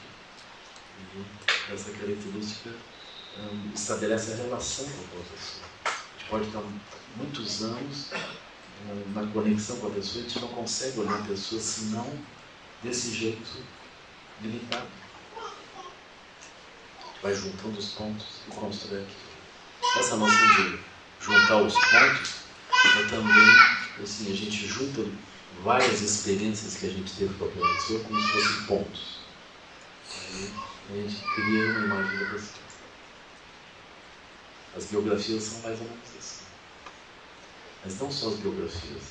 Os processos judiciais são assim. A pessoa junta um conjunto de evidências, prova alguma coisa e põe outro na cadeia. Se a pessoa for budista ou tiver um advogado budista, a pessoa tem mais chance. Só que apesar de todas as evidências interessantes, são um conjunto de pontos e a sua mente está juntando isso. A gente precisa entender que esse ser fez muitas coisas na vida. Então a característica principal deles é a espacialidade. A gente pega um conjunto de pontos e diz que ele é isso, mas ele é muito mais coisa que isso. A questão toda não é prender ele a algum tipo de evidência não meritória. A coisa toda é conseguir fazer com que ele ande de uma forma meritória. Então, a gente vai preparando o discurso. Quando morrer, vai ser julgado, do lado de lá. É melhor negar. Não fui eu. Isso foi um engano.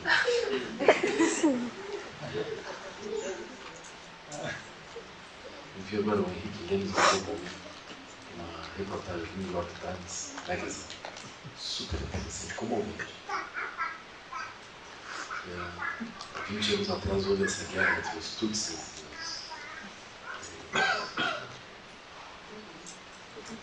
os Tutus e o outro povo qual era? Tutsi. Aí foi uma atrocidade. Aí essas pessoas foram, muitos deles foram julgados, aprisionados, etc. Aí saíram da prisão. Mas eles eram vizinhos, eles moravam juntos, nas mesmas aldeias. Aí eles estavam de novo ali. Aí surgiu uma organização internacional que resolveu fazer a pacificação deles. Essa pacificação significava que a pessoa que tinha aprontado ia lá e pedia perdão, se dizia arrependido. Tem uns relatos super maravilhosos. 20 anos depois. Você pega os jovens, as pessoas, de repente passou 20 anos, a pessoa não sabia mais nada daquilo. Você está numa outra bolha, completamente diferente.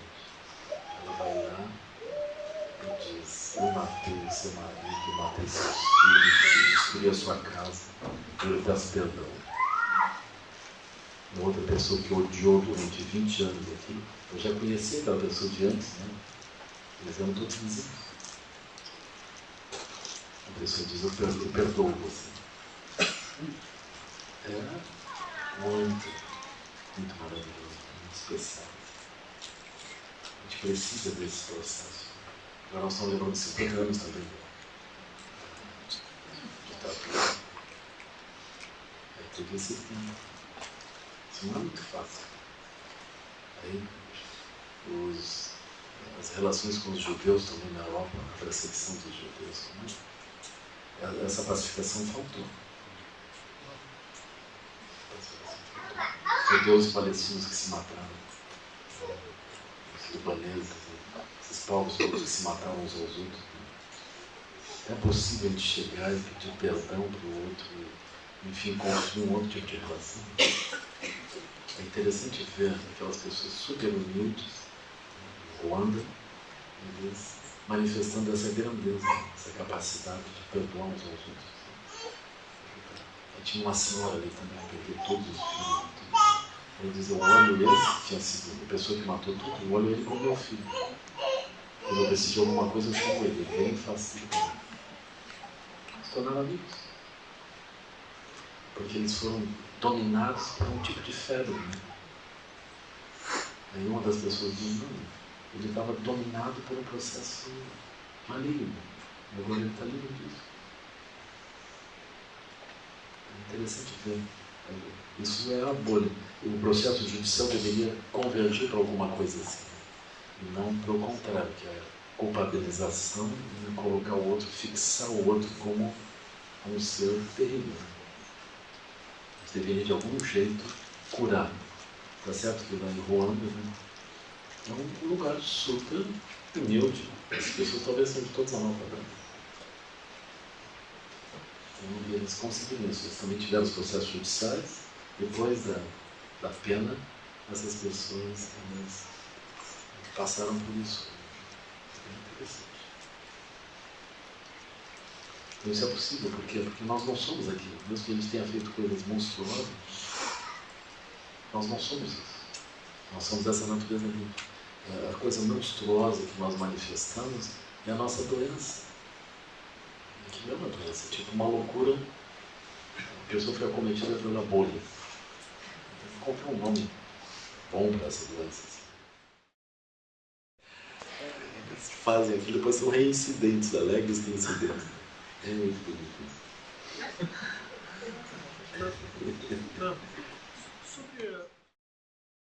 Eu acho que era interessante esclarecer tudo, não deixar nada assim esclarecido. Mas tem uma comissão de anistia que trabalha com isso. E eles vão obtendo todos os resultados. Ou seja, todas as pessoas que tiveram problemas no período de ditadura, elas são chamadas pela comissão de anistia, eles apresentam seus relatórios todos. Tudo que ela lembrou, tudo. Eles juntaram esse material. Não sei o quão detalhado está isso, né? Eu vi na televisão. Juntaram essas pessoas e pegaram o depoimento. Mas não foi feito um encontro, né? A pacificação. Mas eu acho que era interessante fazer um encontro. Não é uma coisa muito fácil, porque até mesmo a gente não tem, de lado a lado, ninguém se considera, não sei bem, mas pode ser que eles se considerem vítimas uns dos outros. Né? Assim, uns foram vitimados e outros são os agressores. Os tuts. Então não tem essa clareza de que é o torcedor. Porque os militares também eles se consideram que eles estão numa visão heróica, na visão deles. Então isso é uma coisa de parte a parte, não é muito fácil. Mas eu acho que é muito importante para se gerar uma lucidez a respeito desse processo. Eu prefiro entender tudo isso como uma doença mesmo, que vem e se instala e aflige todo mundo que está envolvido. Não é um fenômeno brasileiro, é um fenômeno amplo na época. Eu vi na internet uma coisa sobre uma tribo africana também, que... Também uma delegação de monges que chegou aqui no Rio Grande do Sul na época, eles ficaram, acho que uma semana, 10 dias. Aí eles presenciaram um conflito. Eles botaram as pessoas no centro da roda e fizeram um pujo. Os dois ali.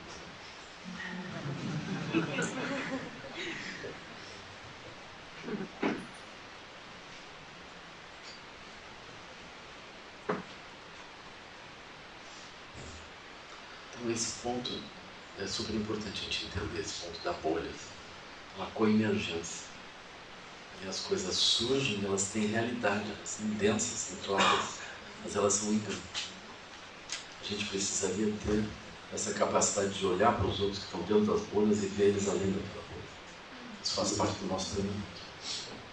De conseguir ver isso. E quando nós estamos trabalhando os 8 pontos do Prajnaparamita, esse é o ponto principal. Então a gente vai escolher situações que a gente esteja imerso, especialmente situações que nos tocam. A gente escolhe essas situações, aí nós vamos olhar os múltiplos aspectos da situação. A gente vai olhar as formas. A gente pode pegar os relatos todos, as formas que a gente observou também. A gente vai tomar isso e perceber como existe uma coemergência. Nós olhamos de um certo modo, outras pessoas podem olhar de outro modo, etc. Então, essa coemergência, ela já é o reconhecimento da vacuidade daquela forma. Aquela forma, ainda que eu esteja reconhecendo, ela não é fixa, ela depende de um olhar específico para que ela surja daquele modo. Mas mesmo que ela dependa de um olhar específico, espantosamente, quando ela surge, ela é acompanhada de energia. Então a gente olha, vamos supor, a gente tem um olhar específico para o chefe, de pegar uma situação objetiva. Aí quando a gente olha para o chefe, a gente pode perceber que há uma coemergência de um olhar. Eu não me relacionava bem com meu pai, não me relaciono com esse chefe. Não funciona bem, parece que eu estou vendo meu pai. Aí a pessoa, ela vê que ela não se relaciona bem com a autoridade. Mas ainda que ela veja isso, com uma coemergência, a energia aparece. A energia de dificuldade. Aparece direitinho. Aí a pessoa precisa levar a vacuidade ao ponto de energia também. Até o ponto de dizer, que espantoso. Eu vejo isso de modo condicionado e a energia correspondente se manifesta, ainda que isso não seja real. A pessoa pode olhar a fotografia do chefe, certo que o chefe pode manifestar aquilo, mas a fotografia do chefe não precisaria. A fotografia do chefe é acompanhada da mesma ideia e da mesma energia. Logo, aquilo não está na foto, aquilo está dentro da pessoa. A pessoa está usando aquele suporte para manifestar. Então, do mesmo modo, quando a pessoa olha para o chefe, ela vê aquilo brotando, ela se dá conta que está brotando de dentro. É super importante. Se a pessoa pratica a shamatha pura e impura, baseada nos 5 lumes, agora a pessoa de novo retorna o lume do elemento éter, essa fotografia do chefe, elemento éter,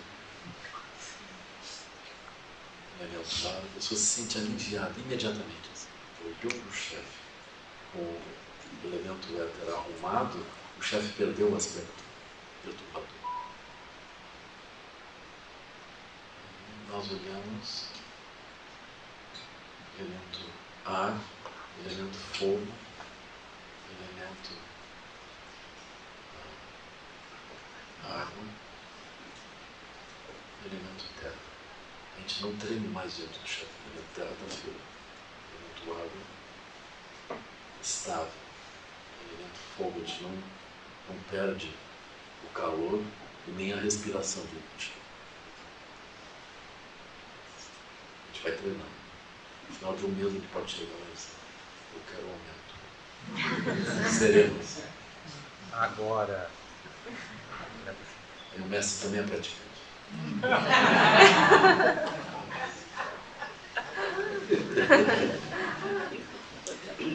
Você está indo bem na sua prática, mas eu não vou lhe dar um mês. Então nós temos essa compreensão da coemergência. A coemergência nos faz perder a luta antes de começar. A pessoa não se sente capaz de chegar naquele lugar. Ela não tem essa capacidade. Então a gente percebe que nós não conseguimos chegar em lugares físicos específicos, porque a nossa energia se vai.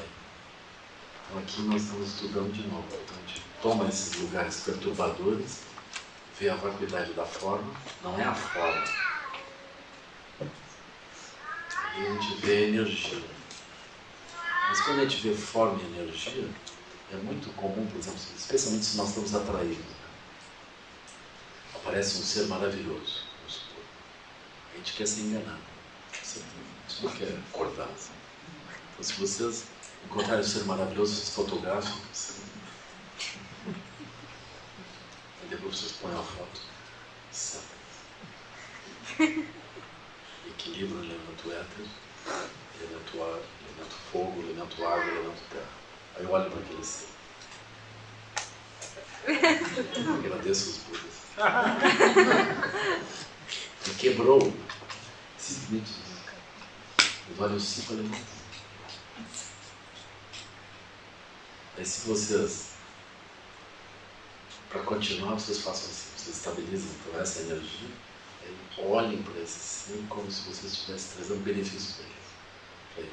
Ou então que vocês juntos consigam trazer benefícios para outros seres. Aí está melhor. Se a coisa fluir, demais. Mas, vamos supor, antes de fazer esse exercício, vocês olhem a foto do ser. Que maravilha. Isso é forma. Sensação. A energia que acompanha. Aí vem projetos. Visão estratégica. Várias coisas assim que correspondem, aí começam a aparecer os sonhos. Tudo aquilo dá um sentido de realidade. E vocês façam a prática, ou seja, energia estável. Lume do elemento éter, elemento ar, elemento fogo, elemento água, elemento terra. Vocês olham para fora. Olha para os sonhos. O que eu ia fazer? Uau!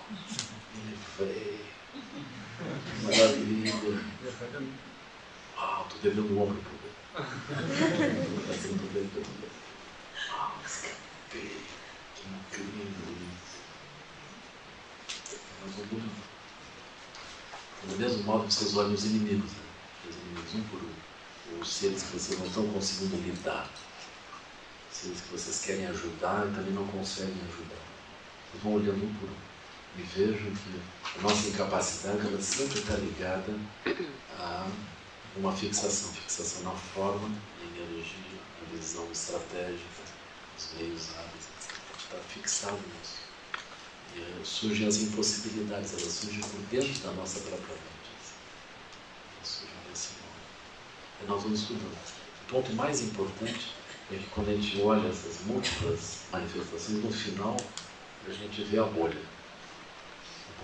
A bolha é esse conjunto de fatores que parece que convergem. As formas, as energias, as estratégias, etc. Nós vamos olhando isso. Então, surge essa noção da bolha. A gente vê direitinho.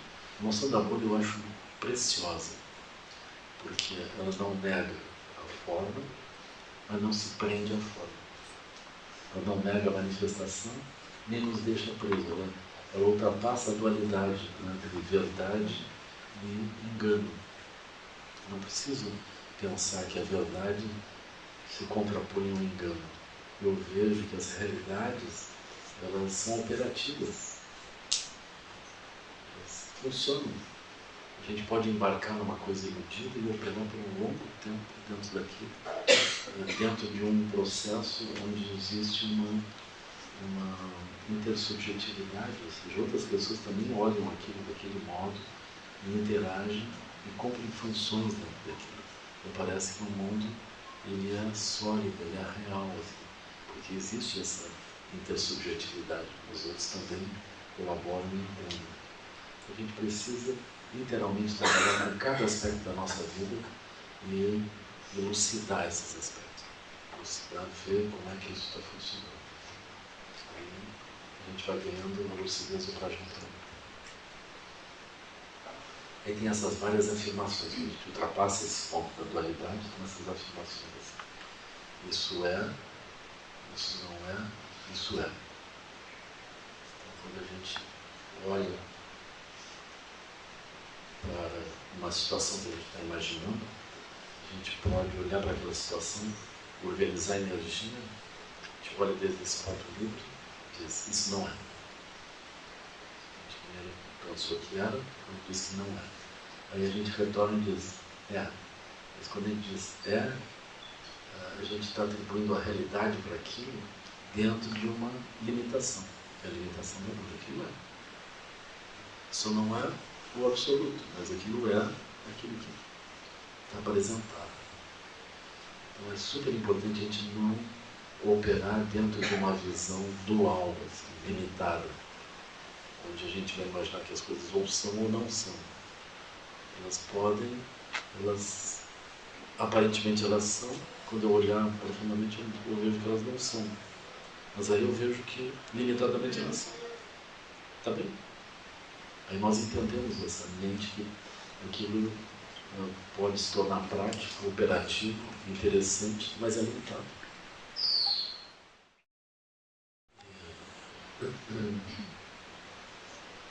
Aí vem a sequência. Nós vamos olhando as energias, e num certo momento a gente vê a natureza básica.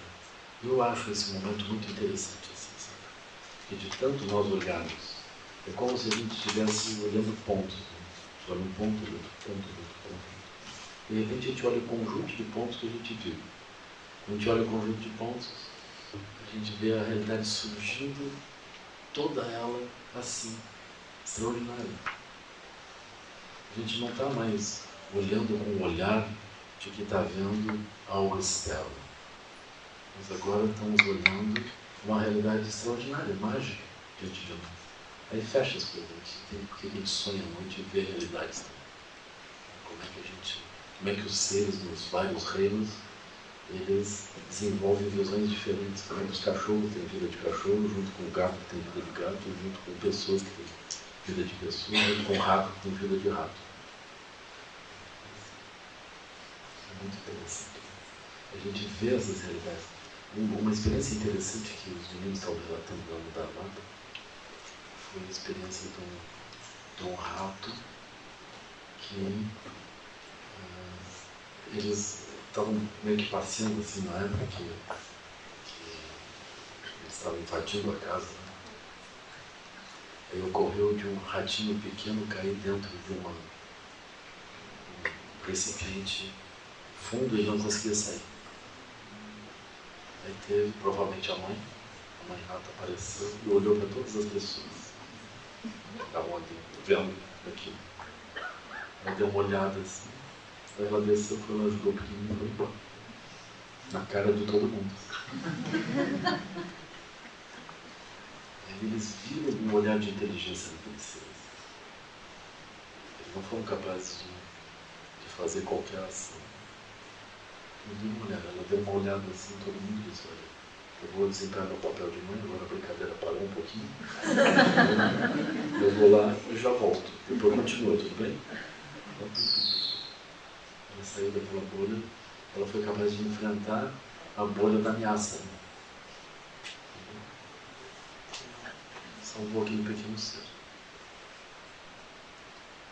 Então, esses seres, eles têm essa liberdade também de entrar numa bolha, entrar numa bolha, encontrar as coisas desse tipo. Eles têm essa natureza livre.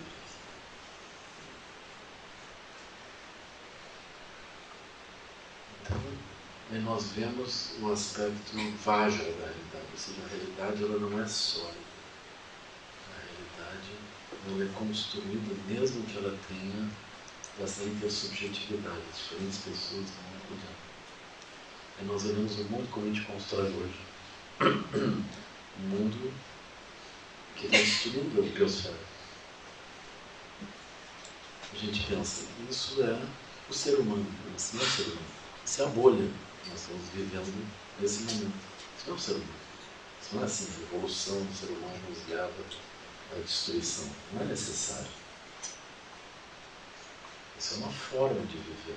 Quando a gente passar dessa febre, essa doença, quando a gente tiver ultrapassado isso, a gente vai ter essa sensação.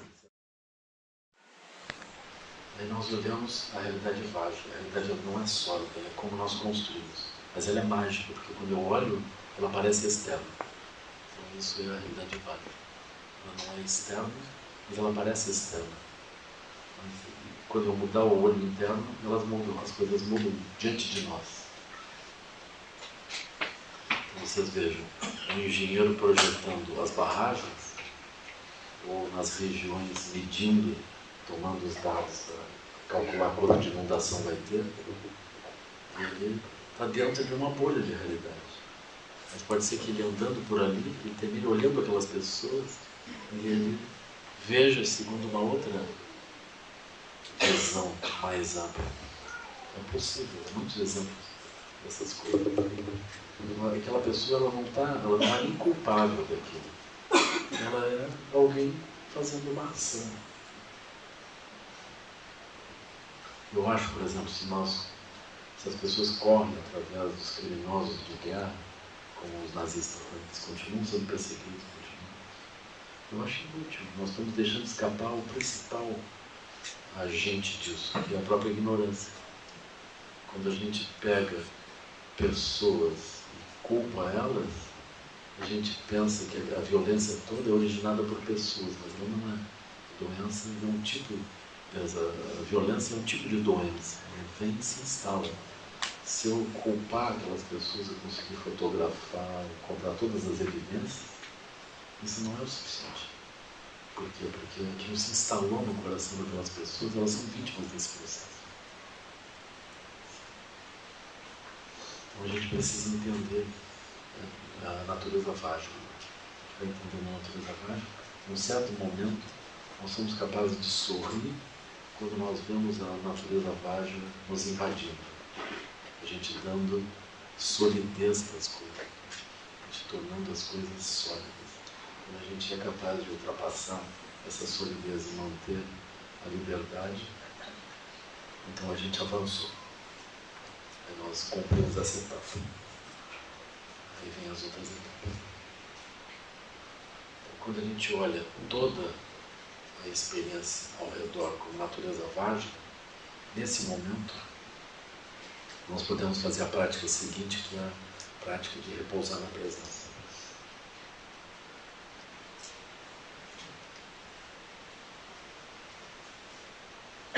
Repousar na presença da espacialidade,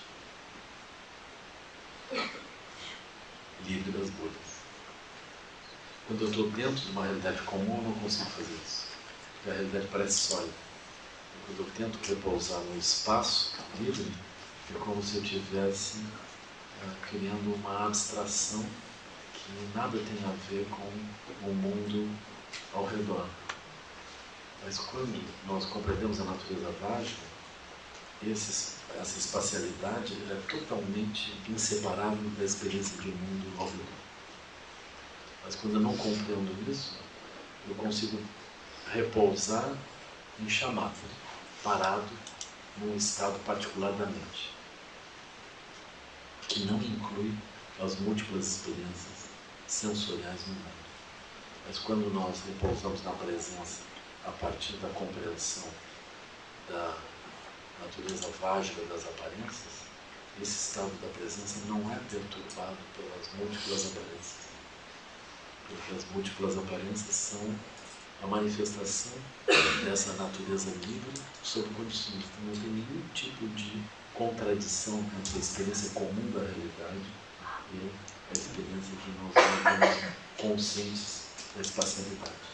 A própria multiplicidade das aparências ao nosso redor, ela é um exemplo da liberdade natural de manifestar múltiplas aparências.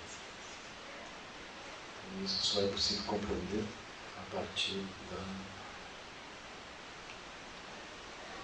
experiência da natureza vágica.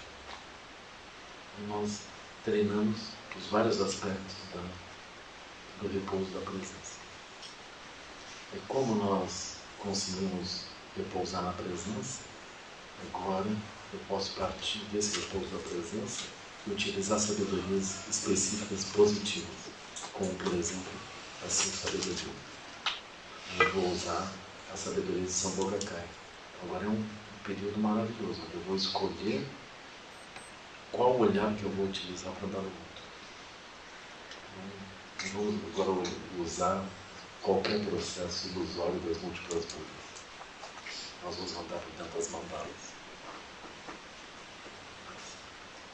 E aí vem a contemplação dos seres de transmigração e da própria identidade nossa.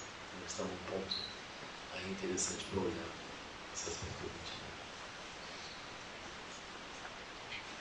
A gente avançou mais um trecho, né? A gente vai avançando e olhando isso. A nossa compreensão sobre esse aspecto ela vai se configurando, vai se consolidando.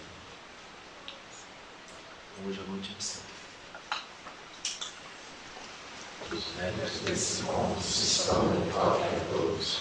O mestre universal da paz e da compaixão, sua santidade